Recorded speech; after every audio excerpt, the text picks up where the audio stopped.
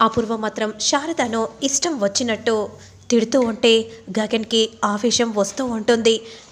అలాంటిది ఇంకెప్పుడు కూడా దానింటికి వెళ్లకుండా ఉండాలని ఆ రంగా చేత తాళి కట్టమని నేనే చెప్పాను బావా. ఇందులో వల్ల తప్పు లేదు బావా అనే విధంగా అనగానే గగన్ ఆవేశంతో చూస్తూ ఉంటాడు. చెప్పు మీరా, మౌనంగా ఉన్నావేంటి? ఆ కృష్ణప్రసాద్ ఆ శారద ఇంటికి వెళ్ళినప్పుడు నీ బాధ ఎలా ఉంటుందో మీ అన్నయ్యకి అర్థమయ్యేలా నువ్వు చెప్పు. నువ్వు నాతో బాధపడుతుంటే నీ బాధను నేను చూడలేక నేను అలా చేశాను. అప్పుడు వెంటనే మీరా మాత్రం అవునన్నయ్య, ఆయన ఆ శారద దగ్గరికి వెళ్ళినప్పుడు నా బాధ అంతా కూడా వదినకు చెప్పుకునేదాన్ని. పాపం వదిన నా కోసమే ఆలోచించి అలా చేసిందన్నయ్య అని అనగానే శరత్చంద్ర అలానే చూస్తూ ఉంటాడు. అలాగైనా తనకి బుద్ధొస్తుందని, ఎందుకంటే ఇంకెప్పుడు కూడా కృష్ణప్రసాద్ని తన వెంట తిప్పుకోకుండా ఉంటుందని. ఆ శారదాకి సెక్యూరిటీగా మన రంగాగాడు ఉంటాడు కాబట్టి తన ఆటలు ఏం సాగకుండా ఉంటాయని, మీరా జీవితం బాగుపడుతుందని ఆలోచించి నేను ఇలా చేశాను బావా, నేను చేసింది తప్ప బావా, చెప్పు బావా అని అపూర్వ అడుగుతూ ఉంటే ఇక శరత్చంద్ర అలానే చూస్తూ ఉంటాడు. ఓసై, మా అమ్మని పట్టుకొని ఏం మాట్లాడుతున్నావు? అసలు నువ్వు ఒక ఆడదానివే కదా అనే విధంగా అంటూ వెంటనే గగన్ దగ్గరగా వస్తూ ఉంటాడు. అప్పుడు శరత్చంద్ర ఆపుతూ ఉంటాడు. నేను చంపేస్తాను, నిన్ను బ్రతకనివ్వను. ముందు నీ ప్రాణాలు గాల్లో కలిసిపోయాకే ఆ తర్వాత నీ మొగుడి ప్రాణాలు తీస్తాను అని అంటూ గగన్ కోపంగా అపూర్వ మెడని గట్టిగా పట్టుకుంటాడు.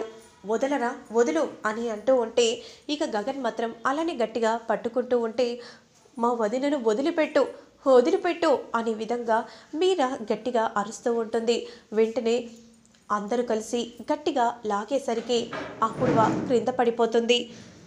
ఇక శరత్చంద్ర మాత్రం నా అపూర్వానే మెడ పట్టుకుంటావా అనే విధంగా అంటూ వెంటనే రూమ్లోకి శరత్చంద్ర కోపంగా వెళ్తూ ఉంటాడు. ఇక మరోవైపు భూమి మాత్రం చాలా కంగారు పడిపోతూ ఉంటుంది. అక్కడ ఏం జరుగుతుందో ఏంటో, ఆ గగన్ ఎంత గొడవ చేస్తున్నాడో, అసలు ఆ తలతిక్క ఎందుకు వెళ్ళాడు? అసలే తలతిక్కకి ఆవేశం ఎక్కువ ఉంటుంది, ఇక నాన్నకైతే ఆవేశం ఇంకా ఉంటుంది. ఇద్దరి ఆవేశాలు కలిస్తే ఇంకేమైనా ఉందా? వెంటనే వెళ్ళాలి అనే విధంగా అంటూ వెంటనే పరిగెత్తుకుంటూ వెళ్తూ ఉంటుంది భూమి. ఇక మరోవైపు మాత్రం ఇక గగన్ మాత్రం అక్కడే ఉన్న కుండిని తీస్తాడు. అపూర్వాని కోపంగా చూస్తూ ఉంటాడు. అంతలో కుండి లేపి అలా అపూర్వపై వెయ్యబోతూ ఉన్న సమయంలో అదే సమయానికి భూమి ఇంట్లోకి అడుగు పెడుతుంది. గగన్ని అలా చూసి ఒక్కసారిగా షాక్ అయిపోతుంది. అలానే షాకింగ్గా చూస్తూ ఉండిపోతుంది.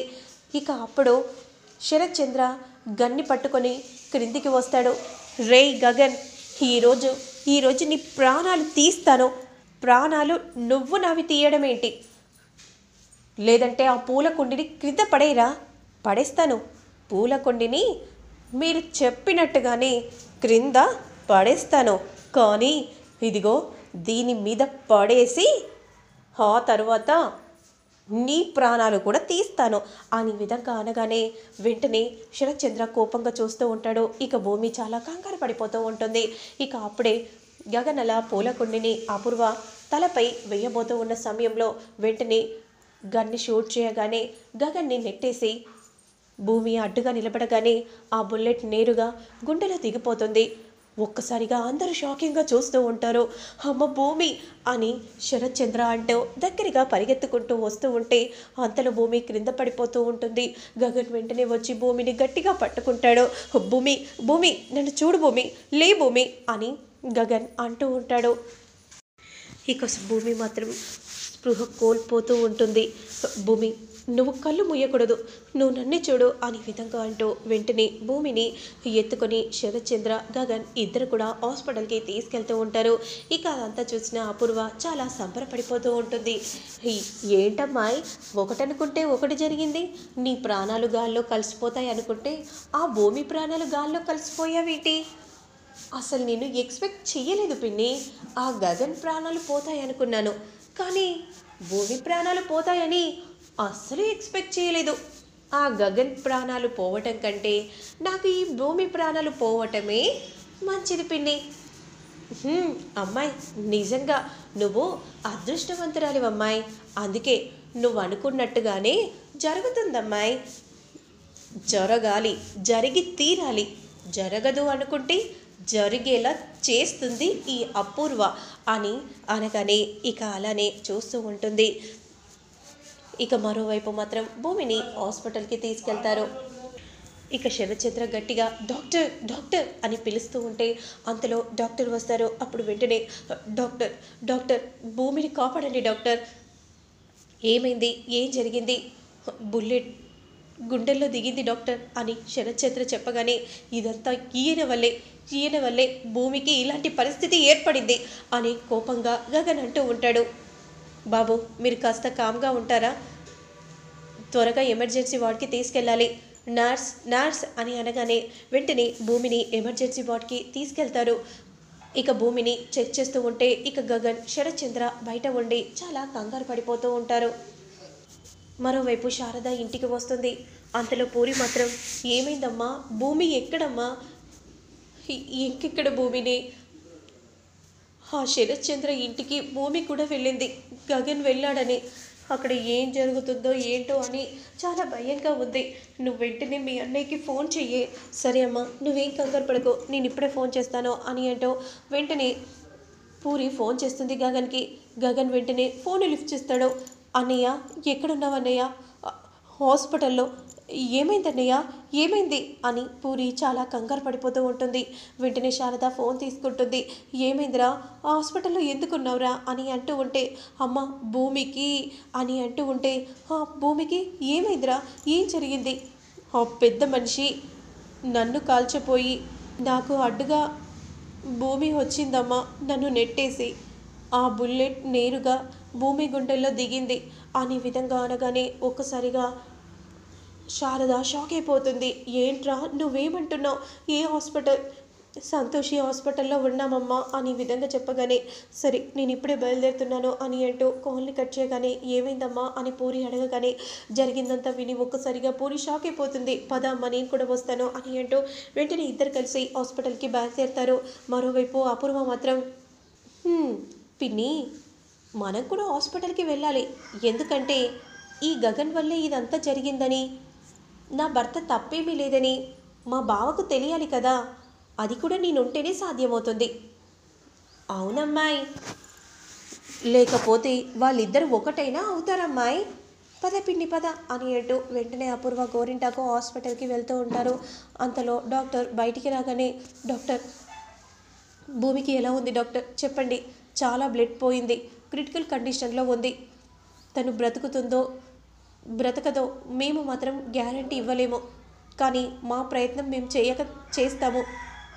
ఆ తర్వాత ఇక దేవుడి దయ అనే విధంగా అంటూ అక్కడి నుండి డాక్టర్ వెళ్ళిపోగానే గగన్ ఒక్కసారిగా కుప్పకూలి క్రింద పడిపోతాడు. భూమితో ఉన్న జ్ఞాపకాలన్నీ కూడా గగన్ గుర్తు చేసుకుంటూ చాలా బాధపడిపోతూ ఉంటే శరత్చంద్ర అలానే చూస్తూ ఉంటాడు. అంతలో అపూర్వ పరిగెత్తుకుంటూ వస్తుంది. బావా ఏమైంది బావా, ఏం జరిగింది బావా అని అంటూ ఉంటే భూమి చావు బ్రతుకుల్లో ఉందా అపూర్వ, ఇదంతా నా వల్లే. ఏంటి బావా నీ వల్ల అని అంటున్నావేంటి? వాడిని చంపబోయి భూమికి బుల్లెట్ తగిలింది, ఇందులో నీ తప్పేమీ లేదు. భూమి చావుకు కారణం నేనే అవుతాను కదా అపూర్వ. నా ఆవేశానికి భూమి బలి కాబోతుంది అపూర్వ.